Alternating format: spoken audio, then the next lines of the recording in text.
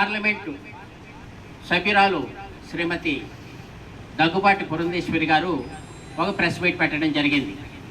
దానిపైన వివరణ కోసం ఈరోజు మా కాంగ్రెస్ నాయకులందరూ కూడా ఇక్కడ సమావేశమై ఈ ప్రెస్ మీట్ పెట్టడం జరిగింది. పురంధేశ్వరి గారు మహిళా బిల్లు ప్రతిపక్షాల యొక్క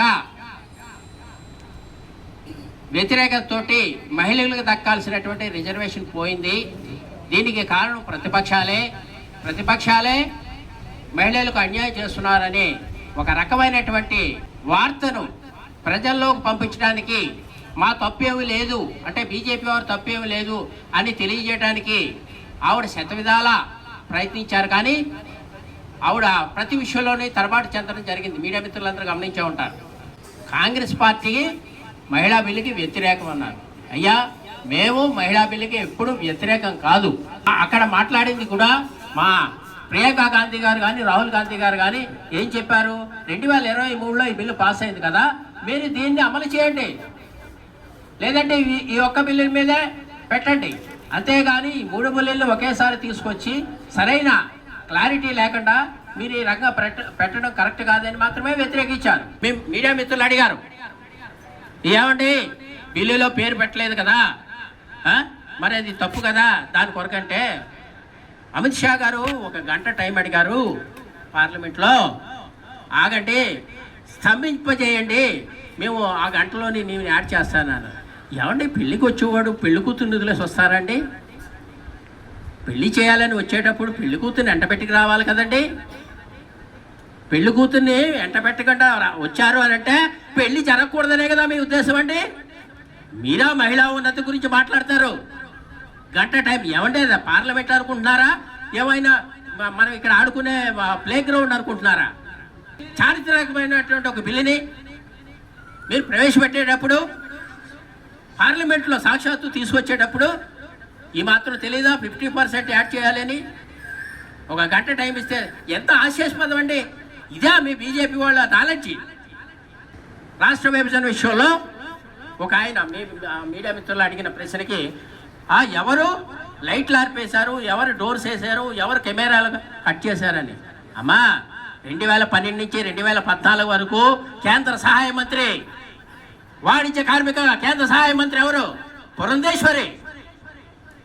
ఈ అమ్మ నువ్వు ఏం చేసావు తల్లి ఆ రోజు పార్లమెంట్లో? మరి నువ్వు ఇవాళ కాంగ్రెస్ పార్టీని విమర్శిస్తావా? నీ తండ్రి మీద గౌరవంతో నీ పార్టీలో నీ బంధువులు నిన్ను ఆదరించిన రోజు కాంగ్రెస్ పార్టీ నిన్ను ఆడపడుచుగా భావించి నిన్ను హక్కుని చేర్చుకుని పార్టీలో జాయిన్ చేసుకుని నీకు ఎంపీ పదవి ఇచ్చి ఎంపీ గెలిచిన తర్వాత కేంద్ర కార్మిక సహాయ మంత్రి, వాణిజ్యంలో సహాయ మంత్రి పదవి ఇవ్వటం జరిగింది. నీ వాళ్ళకంటే మేము నిన్ను హక్కుని చేర్చుకున్నాం. అటువంటి నువ్వు ఇవాళ కాంగ్రెస్ పార్టీ మీద మా అధినాయకురాలైనటువంటి సోనియా గాంధీ పైన అభాండాలు వేయాలని ప్రయత్నిస్తావా? ఏమన్నా ఉందమ్మా తల్లి?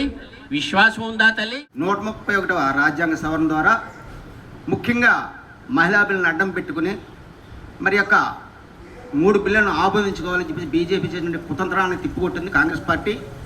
ఇండియా కూటమికి దెబ్బకి బీజేపీ చతికిలు పడింది. మరి అది చట్టరూపం దాల్చాలి.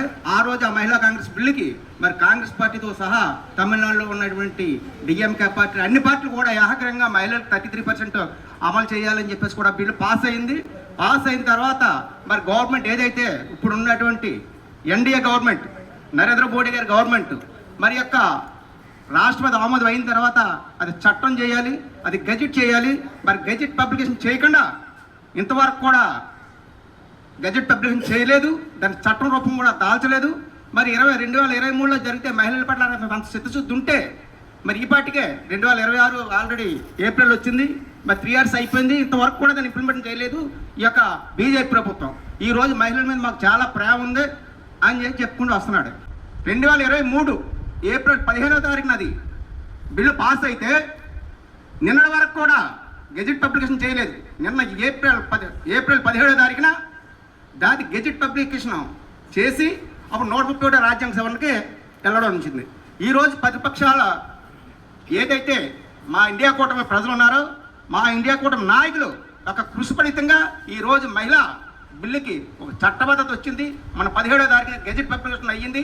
ఈవేళ మహిళలకి 33% కూడా 80% కూడా ఇంప్లిమెంట్ అయ్యేలాగా మరి ఇలా ఇండియా కూటమి నాయకులు తీసుకొచ్చారు. వారికి ప్రత్యేకించి మరి కాంగ్రెస్ పార్టీ దేశ ప్రజలందరూ కూడా గవర్నమెంట్ మరి నరేంద్ర మోదీ గారు కానివ్వండి, చంద్రబాబు నాయుడు గారు కానివ్వండి, పవన్ కళ్యాణ్ గారు కానివ్వండి, మరి మన జగన్మోహన్ రెడ్డి గారు కానివ్వండి, వీళ్ళందరూ కూడా నిమ్మక నీరెత్తినట్లు కూర్చున్నారు. మరి ఆనాడు బాబాసాహెబ్ అంబేద్కర్ గారు మహిళలకి సంపూర్ణ హక్కు ఇవ్వాలనేటువంటి ఉద్దేశంతో మరి రాజ్యాంగంలో పొందుపరిచారు. మరి రాజ్యాంగాన్ని తుంగలోకి తొక్కేసే విధానంగా మన మోదీ ప్రభుత్వం ఉన్నది. అప్పుడు పార్లమెంట్లో 541 మంది కూడా మరి మద్దతు తెలిపినప్పుడు కూడా మోదీ గవర్నమెంట్ ఇవ్వలేదు. ఇది ఎవరు తప్పండి? కాంగ్రెస్ మహిళలకి వ్యతిరేకం, కాంగ్రెస్కి మహిళలు అంటే కిట్టదనేటువంటి బూచిని ఒకటి చూపిస్తూ ఉన్నారు. నేను పురంధేశ్వరి గారిని ఒకటి సూటిగా ప్రశ్నిస్తూ ఉన్నాను. అమ్మా, ఎన్టీ రామారావు గారు పెట్టినటువంటి పార్టీ, మీ తండ్రి గారు అయినటువంటి ఎన్టీ రామారావు గారు పెట్టినటువంటి పార్టీలో మరి చంద్రబాబు నాయుడు గారు మిమ్మల్ని చేర్చుకోకపోతే కాంగ్రెస్ పార్టీ మిమ్మల్ని ఆదరించి 10 సంవత్సరాలు కేంద్ర మంత్రిని చేసింది. ఆ విషయం మరి మీరు మర్చిపోయారేమో.